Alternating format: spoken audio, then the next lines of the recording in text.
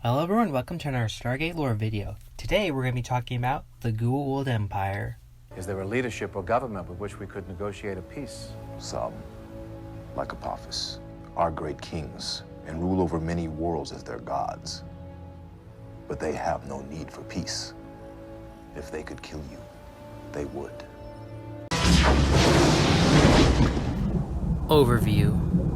To be clear, this is not really a typical species video looking at the Goa'uld as a species, but more the empire they built, since there's a lot to talk about it. And I'm one of those weird people who like to, learn about it, like what kind of government did it have, and stuff like that. So as a general overview, the Goa'uld Empire was a theocratic autocracy, and was the dominant power in the Milky Way galaxy for thousands of years. However, it wasn't really a cohesive empire. Think of it less like empires such as Rome at its height, and more like the Holy Roman Empire, which Voltaire once said was neither holy, nor Roman, nor an empire. In case you're wondering to which I'm referring, the HRE or the Goa'uld Empire? Yes. The Goa'uld Empire was very feudal in nature, being made up of various domains ruled by individual system lords or minor Goa'uld, who were only really loosely united and spent more time fighting each other for power. They would rule their domains by making their subjects think they were gods, and given how long a Goa'uld can live through their own biology, taking new hosts, or using sarcophaguses, it was not a hard lie to maintain, as well as keeping their subjects primitive while hoarding all the technology for themselves. General history. The history of the Empire is very long, since it lasted thousands of years, and apparently it can be divided up into 3 dynasties. This comes from the Stargate SG-1 Living Gods Stargate System Lords Rulebook for the Stargate SG-1 role-playing game, which, just as a fun side note, I found out the original name was going to be Stargate SG-1 False Gods Stargate System Lords. Teal'c would be very happy right now. Anyway, so yes, there were 3 dynasties to the Goa'uld Empire. Because obviously history is going to be a big part of the Goa'uld species video, as well as the fact that there's a lot of information here and I could probably do individual videos on each dynasty, I'm going to be kind of brief here.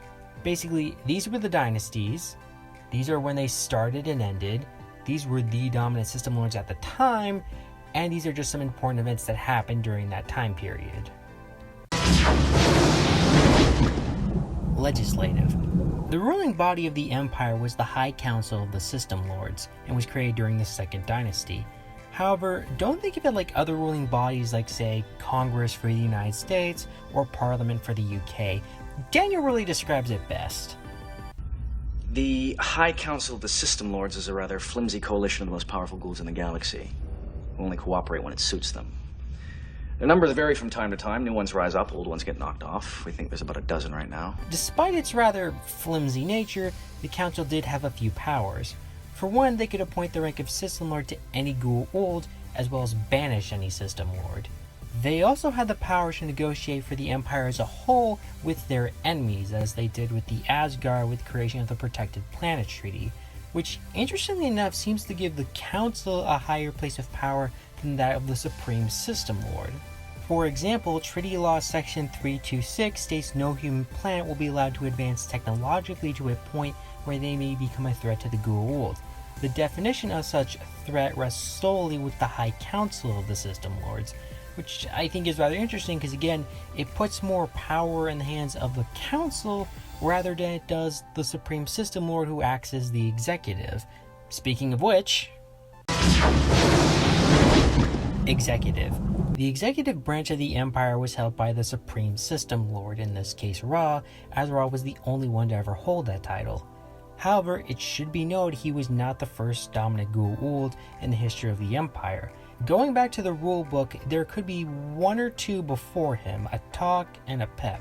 And it was a Pep who really created the format of a dominant Goa'uld, dividing power quote-unquote equally among other Goa'uld. Anubis himself even tried to proclaim himself as emperor after he killed an Adapep. But when Ra rose to power, he's the one who created the title of System Lord, as well as Supreme System Lord, as well as the Council. So he kind of took what existed before and kind of, I guess, stabilized it-ish? While there were dominant system lords after Ra's death, none really ever rose to claim the title. The closest was Baal, who tried to claim himself as the Supreme Commander while secretly working for Anubis. So long as you bow before him as the Supreme Commander of the entire Goa'uld domain. As for responsibilities for the title, well, there don't really seem to be any. The title itself seems to be more a recognition of a Goa'uld's dominance and power over the others. Basically, he was the same as every other system lord or Goa'uld. The only difference was he was top of the food chain. The only possible thing I could find is he may have had a seat on the council and would have acted as first among equals, leading meetings and casting votes first. Military. Militarily, the Goa'uld have large number of ships and armies at their disposal. They appear to be amassing a few troops. Collectively, they were a force to be reckoned with. However, military strength seemed to vary among individual Goa'uld, and part of the reason they had such large militaries was because they spent more time fighting each other, ultimately weakening themselves, and this problem even stretched to when the Jaffa attempted to build their own nation. Demographics. The Empire was made up of 3 different races: Goa'uld, Jaffa, and humans, with Goa'uld at the top, Jaffa being in the middle, being mainly the main force of their military and incubators for their young, and humans at the bottom to be used as slaves or hosts.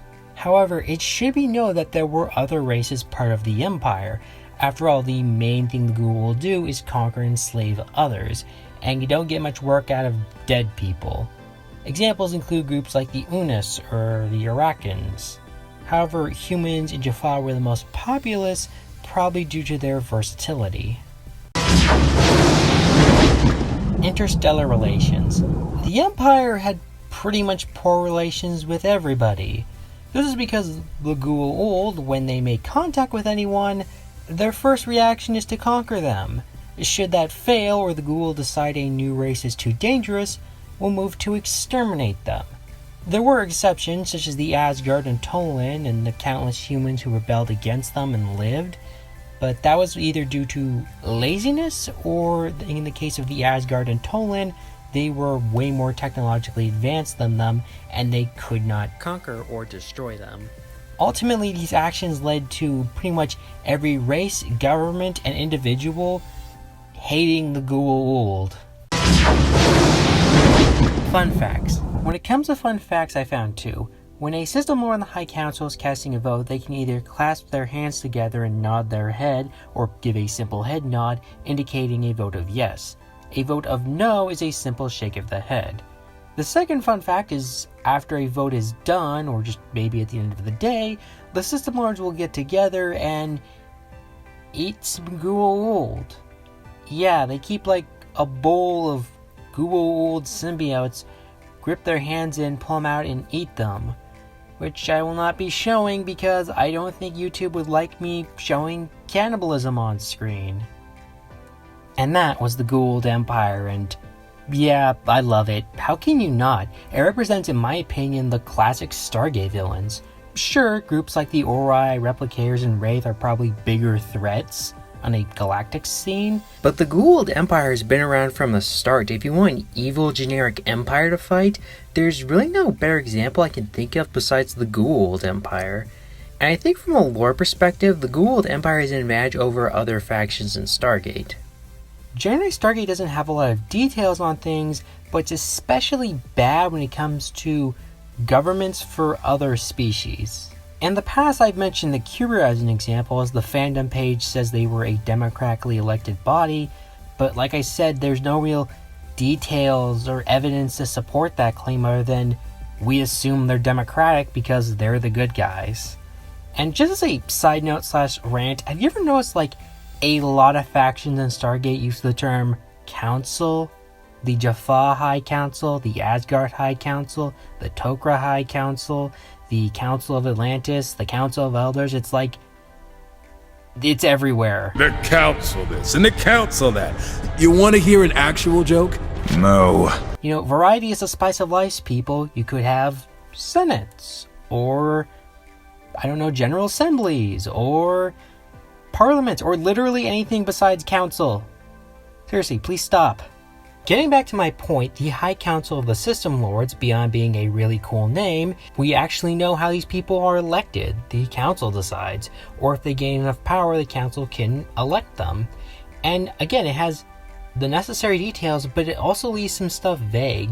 The Goa'uld Empire isn't really one for formality and rules, so it makes sense that some of the details would be kind of murky given how feudal they are.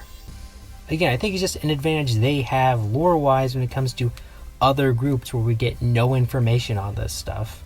And I also kind of like how Ra kind of situated himself where he was the dominant system lord, but he put more power in the hands of the council, so he didn't really have to do anything. I just kind of think that's kind of funny. But yeah, that's the Goa'uld Empire. What do you all think? Is this, one of your favorite governments in this universe? Do you think they're a terrible government and they should have come up with something better? Let me know in the comments below and maybe leave a like and subscribe. And remember, The System Lords can't be trusted either as a group or individuals. They're posturing egomaniacs driven by an insatiable lust for power, each one capable of unimaginable evil. hello everyone. Okay, so last minute kind of thing here. So someone recently in the comments notified me that the 2 Stargate movies are actually available on YouTube for free. First of all, thank you for whoever made that comment. For some reason, your comment isn't showing up in the comments. I don't know if it was that you deleted it or YouTube doesn't want me to see that. If you do want me to shout you out, just let me know and I'll do that. But yeah, so if you don't know, I haven't seen those movies yet and I didn't know when I was going to, so now I have a way to do it. Yay. But the thing is, I kind of had already planned to eventually watch the movies, but kind of make an event out of it. Like, let's say if I hit 500 or 1,000 subscribers, I do a live stream reaction or some kind of review of them. I don't know, just kind of, since I've never seen them, I figured it'd be kind of fun to have someone watch the movies firsthand and then give a reaction to it. I don't know, would you all be interested in me doing something like that? Just leave a comment below if you are. If not, then I'll just watch them and get to them eventually.